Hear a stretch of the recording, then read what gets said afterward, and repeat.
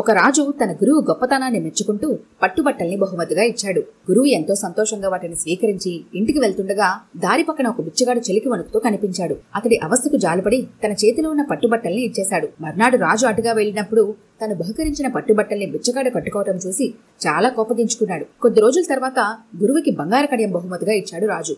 ఆ కడియాన్ని కూతురు పెళ్లి చేయడానికి కష్టపడుతున్న ఓ రాజోద్యోగికి బహుకరించాడు గురువు. ఆ విషయం రాజుకు తెలిసి వెంటనే గురువుని పిలిచి, మీ మీద గౌరవంతో నేను బహుమతులు ఇస్తుంటే వాటిని మీకు నచ్చినట్లుగా అందరికీ పనిచేయడం పద్ధతిగా లేదు అని కోపంగా అడిగాడు రాజు. అప్పుడు గురువుగారు, దానం చేయడం అంటే ఆ వస్తువు లేదా సొమ్ము మనది కాదని పూర్తిగా అంగీకరించినట్లు. మీరు దానం ఇచ్చిన విషయాన్ని ఇంకా గుర్తించుకుని నన్ను ప్రశ్నిస్తున్నారంటే ఆ వస్తువు మీద నాది అనే భావన మీకుంది. ఇలా అయితే దాన ఫలితం మీకు దక్కదు.